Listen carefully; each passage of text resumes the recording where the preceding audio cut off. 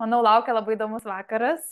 Kaip Monika ir minėjo, reikia tai yra ne vien praktika ir darimas kažko vienam, e, bet tai ir yra ir bendruomenė, ir visa filosofija. Ir labai yra iš tikrųjų, mes augam dar daugiau, jeigu dalinamės vienai su kitu. Kaip mes tai perimam, kaip mes suprantam reikia, kaip mes suprantam dvasingumą, nes tikrai galiu pasakyti, kad kiekvienas iš jūsų esat buvo ir diagnostikoje, ir į seansus atėję, ir dalyvavę kažkokiuose seminaruose ar tai stovyklose. Ir ten atrodo kartais Dievas kalba per kitus žmonės, įvyksta kitos situacijos ir atrodo, čia buvo kaip ir ne tau, bet iš tikrųjų tai buvo tau. Tai aš manau, tai, kad mes norim įtraukti kitus žmonės ir pradėsim šį kartą nuo Gintarės. Gintarė prisistatys šiek tiek vėliau. Tai duoda labai daug ką mums ir mes galim tikrai kartais grįžę pareflektuoti. Nes aš tikrai nebejoju, kad tai, ką išgirsim šiandien, bus kažkiek skirta kiekvienam iš mūsų. Kažką mes tikrai galėsim iš to pasimti. Ir tai šitas vakaras prasidės, kaip ir matėt, kaip ir žinot, nuo pokalbio su Gintarė, pasikalbėsim, kaip jinai atrado reiki, kaip jinai naudoja reiki savo darbe, savo gyvenime. Jeigu kažkas iš jūsų turėsit klausimų, irgi drąsiai klauskit, sakykit, ar tie, kurie yra online. Ir po to seks meditacija, reikia rato įprasta meditacija. Tikiu, kad ne vienas iš jūsų esate darę, žinot. Prisipažinsiu, šiandien įvyko toksai labai įdomiai viskas dėliojasi. Meditaciją turėjo vesti Sigutė, kuri prastai ir veda, bet Sigutė susirgo. Tada turėjo dar keli žmonės, bet nei vienas negalėjo ir galiausiai pasakiau, kad pravesiu aš meditaciją, nes be meditacijos kažkaip būtų kaip pavogtas vakaras, bent jau man, nepasikrausim. Tai iškart prisiduodu, kad niekarto nesu vedus meditacijos, bet manau visi kartu. Ir svarbiausia, meditacija vėsiu ne aš, o ves reikia vis tiek, bet kokiu atveju, tai pasikrausim visai savaitė ir prasivesim meditaciją. Su reikia pagalba, viskas įmanoma. Tai gerai, tai baigiau aš savo įžangą ir galim eiti prie Gintarės. Tai Gintarė, papasakok, pirmą prisistatyk, kas tu esi, ko užsiimi, dar gal kažkas, ką nori apie save pasakyti. Tai esu Gintarė, dirbu, nežinau, kodėl galvoju pristatyti nuo darbo pirmiausia, bet matyt taip įprasta. Dirbu šiuolaikinio šokio srity, meno pasaulį jau beveik arti 20 metų ir tikrai nebuvau jokių arti dvasingumo praktikų ir nieko panašaus. Buvau labai racionalus žmogus, pasiremiantis tuo, kad viską gali padaryti pats savo jėga, įdirbiu ir koncentracija. Tai aš taip gyvenau labai daug metų. O be darbo, tai esu žmogus, kuris mėgsta gamtą, kuris neseniai atrado, kad katė gali būti labai geras su tavo kompanionas. Mėgstu užaugusi su gamtos apsupty, vienkiemį, tai turiu tokį irgi santykį tarp gamtos ir miesto.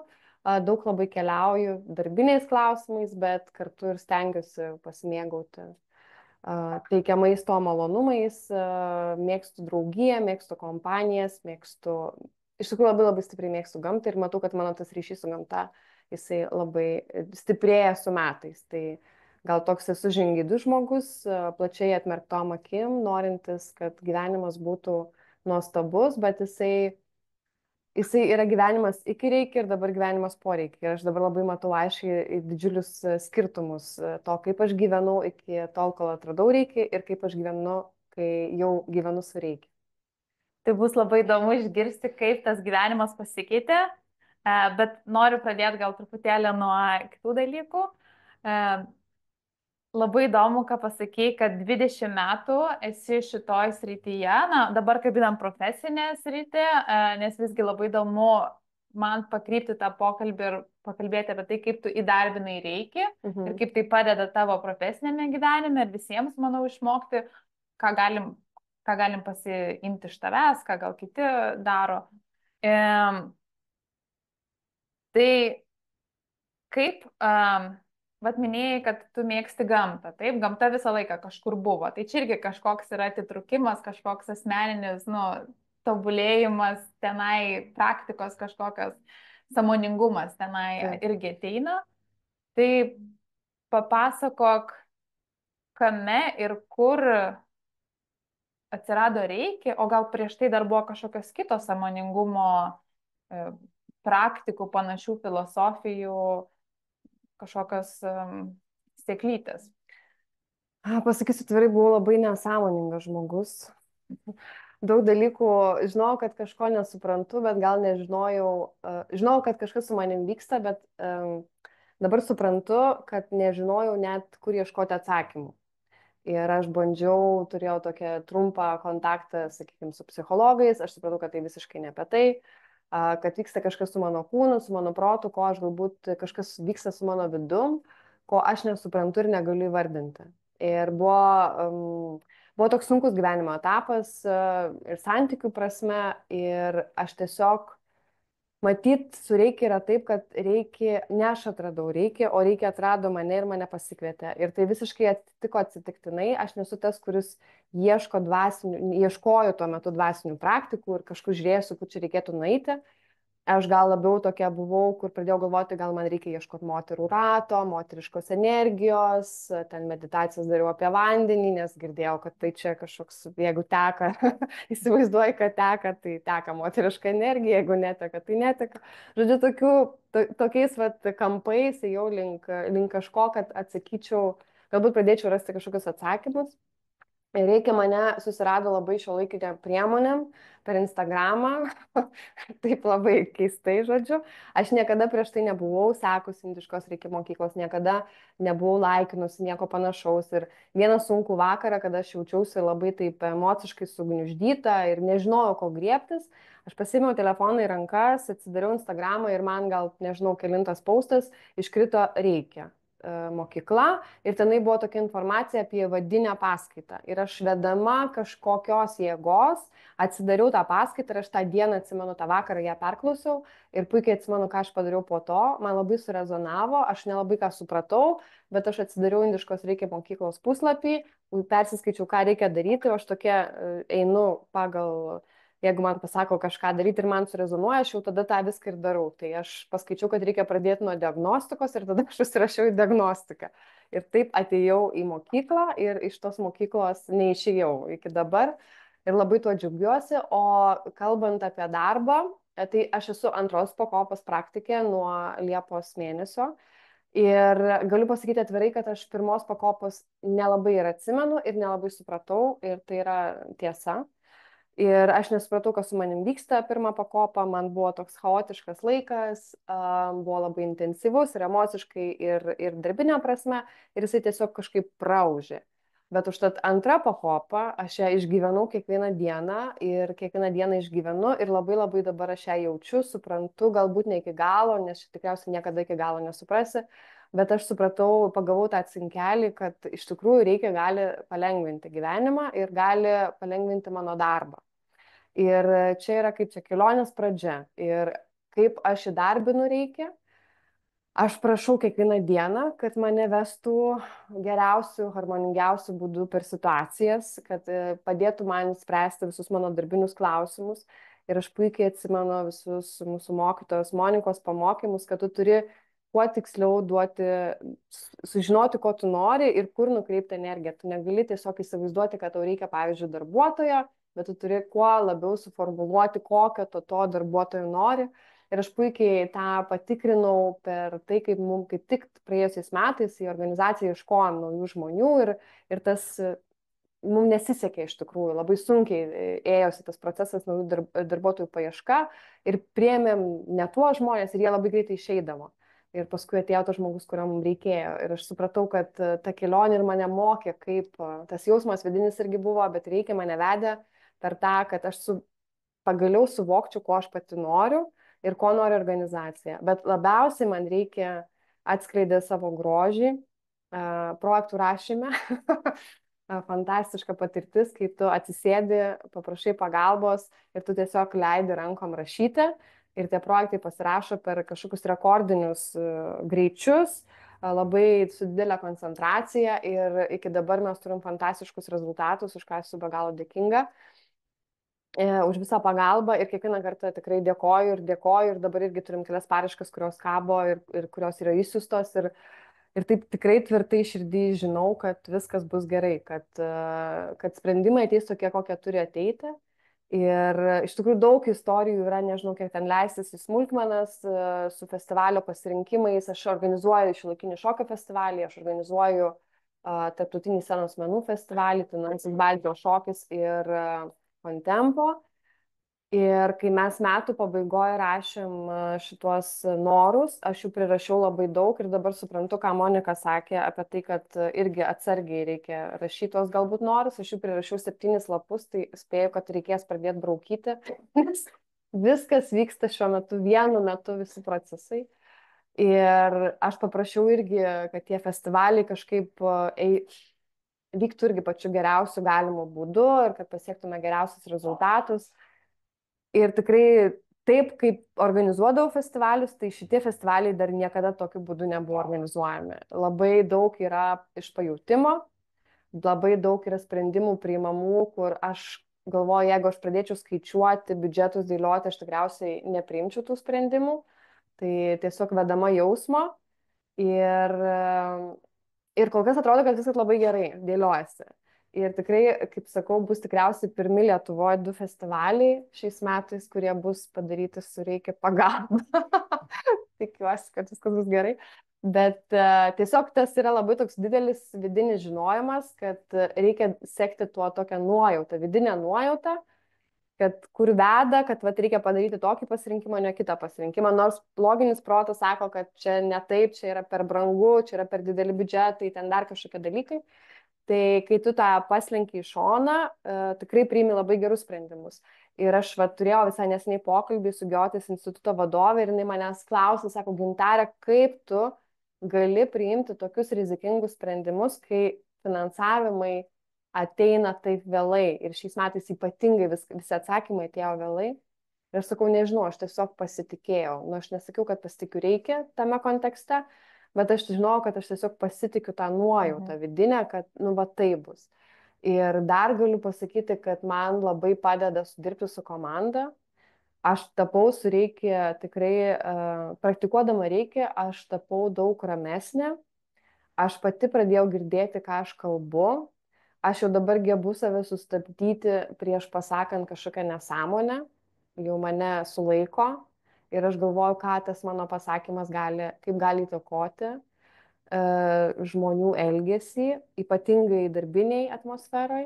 Ir man atrodo, nuostabiausias dalykas, ką jau dabar galiu pasakyti, kad tikrai vyksta, ne tikrai ne 100%, kažkiek procentų, aš paleidinėjau kontrolę.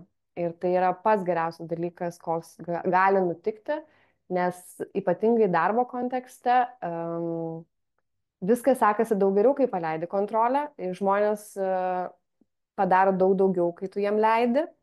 Jie auga net mano akise ir dėka to, kad pasitikėjau tuo vedimu ir paleidau kontrolę, aš galėjau per patį didžiausią piką mano darbe, kai jis yra rudenį, išvažiuoti praėjusiais metais į Indiją. Tai ačiū Reikia. Tikrai labai gerai, Gintarė, pasakėjai apie tą, kad mes turim pasitikėti dalykus. Tai visų pirma, apie tą patį pirmą tavo pažintį su Reikia, kaip tai atsitiko. Man net šiurpuliukai ėjo per kūną, kai tu sakei, kad tau buvo sunki diena, išgyvenai sunkia, tiesiog sunki situacija ir atsidarai Instagramą ir tau atsiuntė žinutę realiai. Ir paskui irgi turbūt yra labai svarbus dalykas leisti, prašyti Reikia, pasitikėti ir paleisti, viskas susilieja į tą patį, paleisti kontrolę, kad galėtum pasitikėti, turi paleisti kontrolę, taip, kad galėtum prašyti irgi. Ir Panašiai gal mes kalbėjom šiek tiek prieš pradedant šitą oficialią dalį apie tai, kiek tu vat, dabar, kai bus tavo šiemetinis festivalis, kiek tu leisi gintariai vesti, o kiek leisi reiki vesti. Nes iš dalies tai mums atrodo mūsų ego ar mes patys, bet taigi 20 metų dirbau. Aš juk viską žinau. Žinau, kaip vesti, kaip ant scenos. Pasitikiu savimi. Čia aš iš savo tiesiog galvoju, iš savo kampo. O kur toksai būtų dalykas, kad, o visgi žinai, čia toks išbandymas, bet tokiam dideliam amplua, kur aš pasitikiu, kad reikia tai pravestų. Ir koks tavo atsakymas, kad tu į tai galvoji, vat, dabar, arba ir iš tavo patirties, nes jau kaip supratau ir paminėjai truputėlį, kad visgi vis daugiau dalykų atiduodi reikia, rašyti projektus. Šiaip labai įdomu tas, kad kai pradedi praktikuoti, aš labai dar šviežia praktikė esu, labai tokia kaip nepatyrus iki galo, bet man tas gal įdomumas yra bandyti tas prašyti ir žiūrėti, kaip tai veikia, nes mes tikrai, aš nesu įpratus prašyti pagalbos kažko. Man, kai būna sunku, ar būdavo sunku ypatingai pradžioj, antros pakopos tikrai buvo man labai didelis emocijų tenai kalnelis, labai labai didelis. Tai aš tiesiog atsimenu, atsikeldavau ryte, dėdavau ranką ant krūtinės ir pajausdavau šilumą. Ir kai jeigu nejausdavau šilumos, tai man toks net tokia įtampa pakildavo, kad gal aš kažką praradau. Ir man tas vien tos šilumos pajutimas, aš suprasdavau, kad aš esu ne viena. Tai man tas va toks ugdymas to pasitikėjimu savo tuo vidinę energiją ir reikia, kad tu turi kažką labai stebuklingo, tik tai reikia išmokti naudotis. Ir aišku, pačioje pradžioje tu pamiršti kartais per dieną ten ir paprašyti, ir ten galbūt pagalvoti apie tai, tu tiesiog į tą srautą savo darbinį eini, bet kai tu pradedi kuo dažniau, aš visą bandau priminti, kiekvieną akimirką, kada tik tai atsimenu, kad aš esu ne viena ir aš galiu paprašyti pagalbos ir kad aš galiu kartu. Ir kuo aš tą darau, tuo man daugiau tokių, kaip čia, stebuklų pasimato ir aš, tiesiog aš negaliu, man kartais, tokių mažų dalykų, bet jie labai labai gražiai nustebina, kad čia iš tikrųjų tiesiog yra tas pasitikėjimas ir paprašymas. Ten kompai sugenda, paskui paprašai, jie veikia, ten kažkas kažkur neįsisiunčia, žmonės tau skambina tų, kurių tau reikia. Ypatingai paskutiniu metu aš suprantu, kad kai tik tai pagalvoju kažkokią mintį apie tą žmogų, kad aš turiu su juo susisiekti ir paskutinė visai tokia irgi buvo, aš labai galvoju apie mamą ir ją vis neskambinau ir paskui paskambinau ir supratau, kad jai buvo toks sudėtinga labai savaitė ir galvoju, man kvietė jau mane, kai jai skambinti ir aš vedama kažko jai nepaskambinau, bet tiesiog ta mintis, kad tau siunčia žinutes iš visų pusių, jeigu tu tik pradedi klausyti.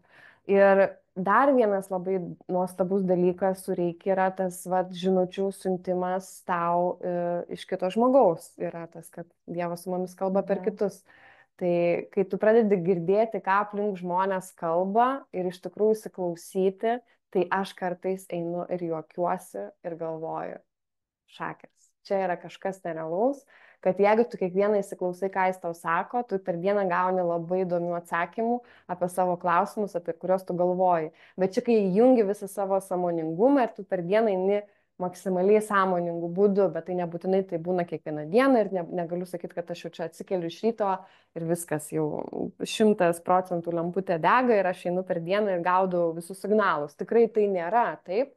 Bet kai tą prisimenu ir pagalvoju, visada būna nuostabių žinučių, kurias aš gaunu ir atsakymus, kuriuos aš gaunu. Tai man tai, pavyzdžiui, yra toks kaip azartas netgi įsijungia, kad tai jeigu dar tiek aš esu praktikuoju ir tiek naudoju, jau tiek stebuklų yra tų mažų dalykų. Tai kas bus dar, jeigu aš dar labiau tą praktikuosiu ir sąmoningai apie tai galvosiu, tai kur dar mane nuves. Tai man šitas labai mane veda prie to, kad aš norėčiau, kad festivalį pravestų Reiki. Aš labai daug jų praverčiau. Nieko gero nebuvo. Aš visada būdavau sudegusi, pavargusi, labai nervuota, nes festivaliai tai yra tokie labai dideli energetiniai renginiai, kuriuose tu besutinki begalę žmonių ir atiduodi begalinį srautą savo energijos, nes visi žmonės ateina pas tave ir pasiimti. ateina visi pasiimti. Ir aš anksčiau to nesuvokdavau, kas čia darosi ir kodėl aš visiškai esu išsekusi po to, bet tas, nu, tikrai tu didžiulį kiekį energijos atiduodi. Tai va bus labai įdomu šiais metais, kaip va, tame sudalyvauti, kad ne tik atiduodi, bet ir gauni ir kartu išlaikai savy tą energiją. Tai bus labai įdomu stebėti, žiūrėti, nes man atrodo ir ne vienas iš mūsų ir ateis ir tavo spektaklius, na, organizuojamus tavo spektaklius.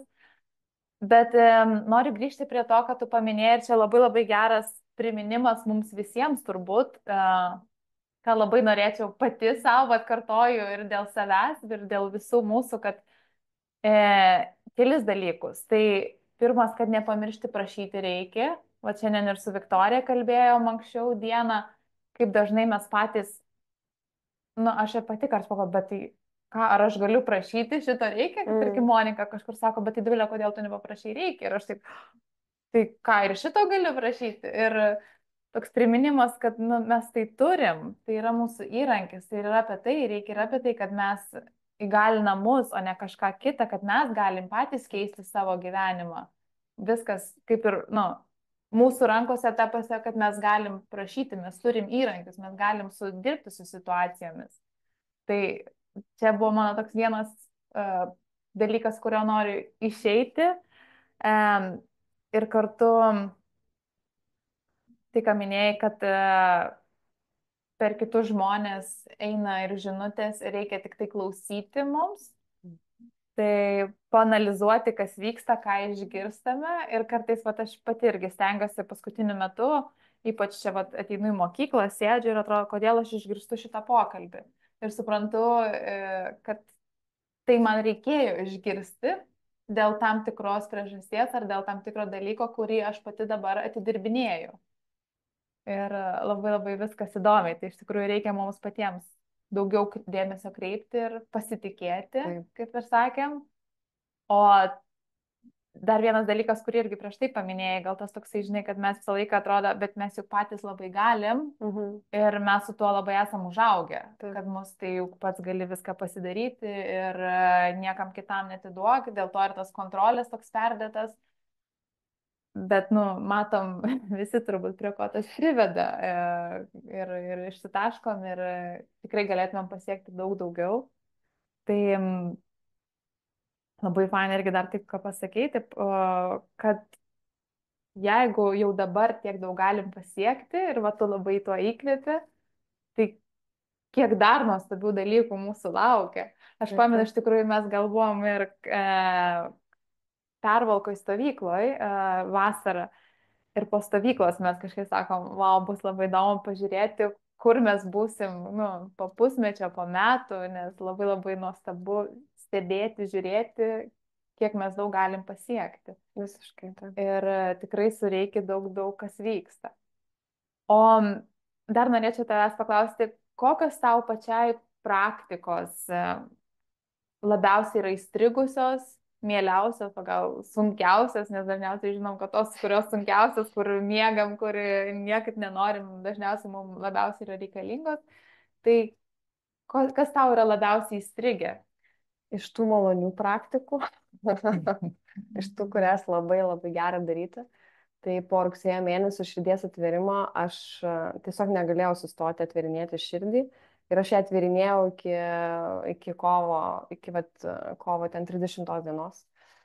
Ir dabar padariau pertrauką, nežinau, kad tuoj bus vėl širdies atvėrimo iniciacijos ir vėl aš tęsiu tą dalyką. Man būdavo be galo gera ją daryti ir visą laiką ją dariau, turiu laiko, neturiu, aš visą laiką ją dariau. Kita labai irgi antros pakopos praktika, kurią irgi dabar gal po karmos šito viso kurso darau kiekvieną dieną ir turėjau progos Monikos paklausti, ar galiu karpyti viską, ką reikia, deginti visus medžius, kur ten su visom idėjom. Tai jis sakė, kiek tik nori, kad ir 1000 kartų per dieną, tai aš realiai eidama į darbą, eidama iš darbo, visą laiką deginu karminį medį, visais įmanomais klausimais, kokiais tik sugalvoju. Ir daug dalykų sprendžiasi, tie pagrindinės gal užklausos jos taip paprastai neįsisprendžia, bet tokie mažesni, tai matau, kad labai, labai gražiai sprendžiasi, keletą kartų sudeginus karminį medį. Tai tokios, va, iš tos, kur jos man kažkaip įėjo į tokią rutiną, kur aš jau galiu jas daryti labai laisvai ir man nereikia Aš jas galiu daryti bet kokiam veiksme, kur, sakykim, širdies atvėrimą tai ne, norisi susikaupti ir tikrai medituoti, bet karminį medį deginti tai yra be galo paprasta ir tiesiog tu gyvenime jį darai kiekvieną, gali daryti kiekvieną akimirką. Tai šitos dvi tokios, gal ką reikia tikriausiai man daryti, nes nėra taip man paprasta ir aš kartais jaučiu, kartais nejaučiu, žodžiu, raudonas kamuolys, čia klasika. Klasikinė meditacija, tai kai ją darau labai gerai, kai jos nedarau mažiau gal gerai, tai toks vat yra. Ir aišku, karminės visos po karminio kurso meditacijos jos nėra lengvos dėl to, kad aš ten užmiegu, nejaučiu, galvoju, ar aš čia iš tikrųjų medituoju, gal čia tik apsimetinėjau, kad medituoju, gal čia nieko nevyksta, bet jas vis tiek darau, tai toks tikrai viską, kas susijęs su karma, yra pakankamai sudėtinga daryti, bet darau. Mhm. Ir kaip viską spėjai, nes... Nespėjau. Tai dar neįdarbinau, reikia. Nes aš su tavim kaip pašneku kartais, tai man irgi atrodo, kad tai va, čia ir tą meditaciją atidirbinėjau, ir tą praktiką atidirbinėjau, ir tą darau, ir aš pagalvoju, bet tai, nu, nes mes žinom visi, dažniausiai reikia 21 dieną, 40 dienų, taip, ir tada viskas, kai susideda tas ir tas ir tas, ir nori ir viską daryti, ir reikia turbūt visą dieną sėdėti. Tai kaip tu, nes aš vad minėjau, nes man galbūt irgi strigo, norėčiau sužinoti, kaip tu sakai, tu jau moki įdarbinti, eidama, darydama, būdama judesi ir kartu persikelti kitur ir medituoti ir daryti. Tai. Taip, tai aš kažkaip supratau, pirmiausia, tai, nežinau, sureikia matyti, nežinau kaip kitiem, bet man tai pradėjo tai, kad aš galiu atsikelti 5 ryto. Ne visada, bet dabar vėl grįžau į 5 ryto. Buvo čia tarpas, kai 6 kėlius. Bet dabar vėl grįžinėjau po truputį, kad galiu atsikelti 5 ryto ir tas matyt, kad laiko, kai medituoji iš tikrųjų ir kai skiri laiko, nu tas miegojimo kažkaip laikotarpis sumažėja. Ir atsimenu po širdies atvėrimo meditacijų irgi buvo, kad kažkaip labai sutrumpėjo laikas, kai tau reikia miegoti ir tau užtenka energijos. Tai dėl to gal to laiko padaugėja ir to meditacijom. Tai vienas dalykas. Kitas dalykas, aš kažkaip pradėjau praktikuoti, man labai Indija matyt padėjo, nes aš atsimenu, kai mes medituodavom autobusiukuose, kur važiuoju ten krato, žodžiu, groja muzika, dar įjungtas ekranas ir vis tiek mes darom ten savo praktikas ar ten širdies atvėrimą ar dar kažką, tu turi padaryti, nes vat laikas, kuris yra. Tai kažkaip labai išmokino to, kad nesvarbu, kas aplinkui vyksta, tu gali medituoti netgi atmertom akim. Ir aišku, ne visas meditacijas, bet tas, kurias gali, tu tikrai gali daryti. Aš net, pavyzdžiui, ten tos sausus maudynės, kur tu gali daryti atsimerkęs, su jas gali daryti kalbant su žmogum. Labai įdomu šiaip, man atrodo, toks koncentracijos lavinimo praktikos, nes jos tu ne tik tai, kad tu turi išlaikyti fokusą su žmogum ir girdėti, ką jis kalba, bet ir viduje atlikti dalykus. Ir tas, kad mokytis vizualizuoti, kaip tie procesai vyksta. Nu, tai toks dvigubas darbas, kur yra labai treniruotė, man atrodo, šiaip ir net protui tam yra gera praktika, nes jisai daro vienu metu keletą dalykų, kurie yra labai skirtingi. Tai aš stengiuosi tą daryti dėl to, kad aš suprantu, kad nu, tas laikas yra vis tiek ribotas ir jeigu aš noriu kažką daugiau padaryti, aš turiu kitų būdų atrasti, kur aš tą darau. O einant į darbą, medituoti, karpyti ten, tikrai deginti tą medį, tai vienas malonumas. Ta prasme, aš 3 medžius sudeginu nueinu. Iki kol nueinu, 3 klausimus prasprendžiu, kol nueinu iki darbo. Ir man tai yra, nu, mano dabar tokia rutina pasidarė ryto, kur man gera tą daryti ir faina. Ir aš jaučiuosi komfortabiliai labai. Tai čia toks tiesiog priminimas, kad laiko rasti visą laiką galim ir galim tiesiog sąmoningai. Iš tikrųjų, dar vienas dalykas, labai įdomus, esu tą patyrusi, bet čia, matyt, dar čia ateityje, bet esu tą patyrusi kelis kartus, kai sureikia, tu gali daug daugiau padaryti, negu tu padarai paprastai. Ir tai, kai tu tikrai tą ir prašai, ir kitas susikoncentruoji, tu tikrai kartais aš per dieną padarau tiek, kad aš galvoju, kaip čia įmanoma padaryti. Nu, neįmanoma, atrodo, tiek padaryti, bet tu padarai. Nes pirmiausia, tai tu nebestresuoji ir nesinervuoji. Man ką reikia padėjo išsigydyti labai labai stipriai, tai tikrai mano sumažino tą greitkelį galvoj, kaip aš sakau, tą milijonas minčių ir ten, nežinau, ten buvo galvoj uždegimai ir visokie dalykai, ten tiesiog mano smegenys tik virė, o aš dabar pradėjau jausti tą tokį malonumą, kad aš tiesiog atsikeliu ryte ir aš nesinervuoju ten dėl dalykų, nors žinau, kad daug laukia, arba aš vakare nesinervuoju dėl darbų, kuriuo aš nepadariau. Aš kažkaip paleidžiu tai. Ir tas gyvenimo kokybę gerina neįtikėtinu kiekiu, kad jeigu tu nestresuoji, tokiu, tos ilgalaikiu to stresu, tavo gyvenimo kokybė be galo daug pagerėja, labai didelė amplitudė to gėrio. Aš savo aplinkai sakau, jūs neįsivaizduot, iš šiaip kiek laiko sutaupo, kai tu nebesinervuoji, kiek jo atsiranda, nes tu nebegalvoji, kažkokiu nekuri scenarijų galvoji, čia ypatingai dėl darbo. Ir kiek tau tiesiog atsipalaiduoja šiaip visas kūnas visi kiti dalykai. Taip, nes dažniausiai mes, apskritai pajaučiam, ką reikia daryti ir kaip reikia teisingai daryti, tada sėdėm, prisigalvojam milijoną scenarijų ir taip pailginam viską ir realiai rezultate nieko gero nesigauna. Ir man, kai tu kalbėjai, ir man irgi kažkodėl Monikos žodžiai, kad pradėjo lysti galvą, kad tai jau geriau, tarkim, 2 valandas pamedituok, pasidaryk ar pozicijas, ar tai ką, ir tada tau reikės vietoj tų, nežinau, ten 8 valandų darbo, tau reikės gal 6 valandų darbo. Ir tikrai tas tiesa. Aš galiu patvirtinti iš savo asmeninės patirties, kad kai aš gerai pamedituoju, diena tikrai yra sėkmingesnė ir visom prasmėm yra sėkmingesnė. Ir aš šitą labai puikiai matau. Jeigu tik aš numuilinu, kaip jau lietuviškai sakant, ką nors, tikrai paskui atsiranda kažkokių kalnelių dienos eigoje. Bet jeigu ne, jeigu taip sąžiningai iš širdies ir skirtam laiko, diena tikrai yra daug, daug geresnė.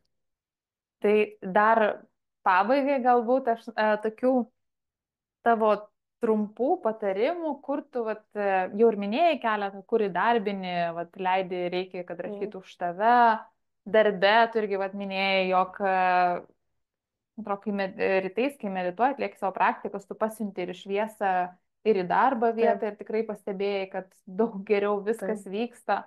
Ar yra dar kažkas, ką tu naudoji? Aš naudoju visada parduotuviai, šitas puikiai išmokinta pirmoji pakopoje, kaip padėkoji, žodžiu, nueini, niekada eilių nėra, arba jeigu eilė yra ilgiausia, tai stoji galą, tave praleidžia prieki. Tai man visą laiką šitas yra, aš parduotuviai šitą, kaip, nežinau, visada naudoju, labai puikiai veikia, gėlės auginu su reikia. Katę prižiūri su reikia, žodžiu, daug dalykų. Kaip gėlės augini? Nu, aš ir kraunu vandenį, laistau ir jos šiaip, kadangi medituoju, tai jos tiesiog tikrai labai gerai auga, kaip pamačiau, nes aš nesu gėlininkė, niekada nebuvau gėlininkė, dabar jau patapau gėlininkė, ta, kad, kažkaip jos ten pradėjo tiesiog gerai jaustis. Tai šitą visą laiką darau ir aš visada kažkaip nežinau, stengiuosi tiesiog kažkaip pagalvoti apie žmonės ir pas jų šviesos. Ir tas aš pradėjau jausti, kad pradėjo manęs, kažkas žino, kad praktikuoja, pradėjo prašyti, kad dabargi gavau vienos merginos žinutę, kad gal gali pasiūsti. Nu, toks yra tas dalinimos momentas, kad tu ne vieną savo laikai, bet tu siunti ir kitiem. Tai aš irgi į ofisą nusinčiu kažkokias mintis ir šviesą ir tai pagalvoju apie savo artimiausią ratą, kam gali reikėti, kad irgi pasidalinti tą šviesą. Tai tas toks dalinimos momentas yra labai geras. O ženklus kažkur įdarbini, nes turi 2 reikia pakopas. Taip, su ženklais gal reiktų dar pasikartoti šitą visą paskaitą, dar kartelį, bet įdarbinus į kitai mano mylimiausias, jis yra mano telefono, yra priminimas kiekvieną dieną ir šiandien kaip tik ofise paišiau jį, žodžiu, tai buvo jau labai didelis toks darbų srautas, tai jau paišiau, kad nepakiltų ten jokios emocinės bangos. Tai taip. Tai ačiū tau, Gintarė. Ar yra dar kažkas, ką norėtum visiems pasakyti? Aš gal paskutinį tokį, kad aš kai visada, nežinau, man tai, aš nuo Liepos mėnesio tą sakau kiekvieną dieną, tai man yra tos mantros, kurias aš sakau, tai man yra tai, kad aš kiekvieną dieną savo atsikėlusi, nesvarbu kokia nuotaika ir nesvarbu kokia mano būsena, aš visada sakau, kad šiandien yra mano pati geriausia gyvenimo diena. Kad visata visada sako taip ir kad bus taip, kaip turi būti geriausia. Ir su tuo, ir dar visą laiką po meditacijų, kad iš manęs išeina meilė, šviesa, harmonija ir į mane įeina meilė, šviesa, harmonija. Tai man nežinau, man šitos mantros, man šitie tokie, jie yra kaip tokie skliautai, kurie tu įdedi savo dienai tuos skliautus ir tu nupieši kažkokią liniją. Ir nesvarbu, kas nutiktų tą dieną, tu žinai, kad tai turėjo nutikti, bet tai nutiko tuo geriausiu būdu, kokiu tau galėjo nutikti. Ir tada nebelieka, kaip čia, kažką kaltinti, ar ne? Ir gal dar paskutinis momentas, ką atsimenu, nežinau, kodėl tai ateina į galvą, Bet atsimenu iš Monikos labai šitas stipriai ir man tas labai labai padeda eiti per visokiausias gyvenimo situacijas, spręsti ypatingai darbinius klausimus.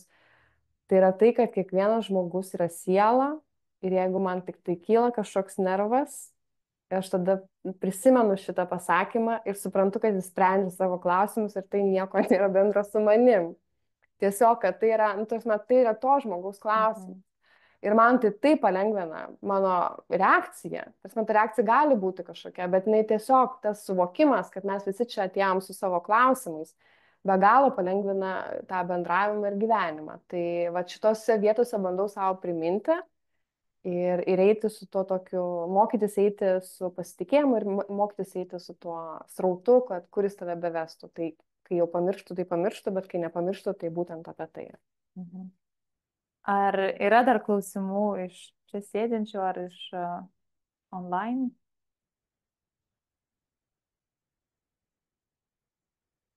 Nėra. Gerai.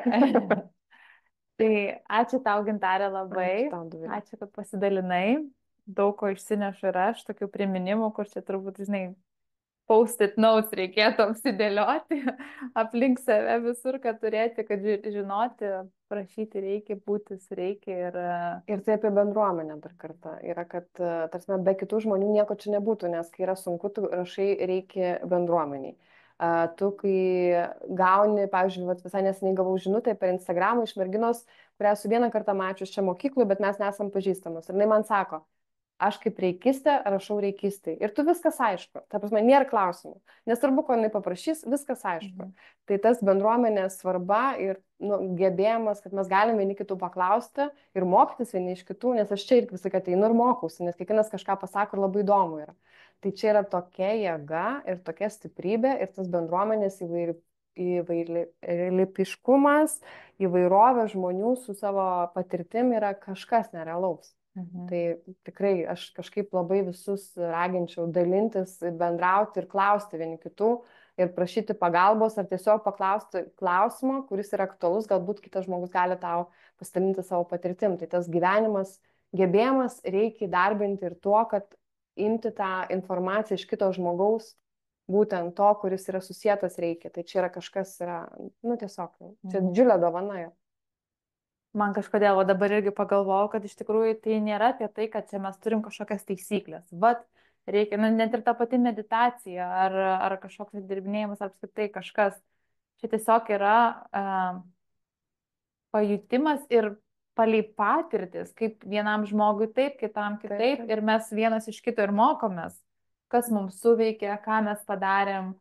Ir manau, tikiuosi nesupyks Monika, ar kas yra, nieko nenusikalbėsiu, bet man tai ir yra, va, ta bendruomenė ir kartu tos toksai, kad kaip ir mes patampam ar tai tėvais, ar dar kažko irgi nežinom, nei kaip tą vaiką reikia auginti, ar ką su juo daryti, bet kažkur ateina instinktai, kažkas pasako, vieną nugirsti, pamokai, kitam pasakai. Tai čia irgi labai panašiai, įdarbinti ženklus, įdarbinti, išgirsti žinutes, mes viską turim, bet mes tiesiog dar nemokam. Bet vat, kalbėdami, dalindamės, galim labai daug ko išmokti.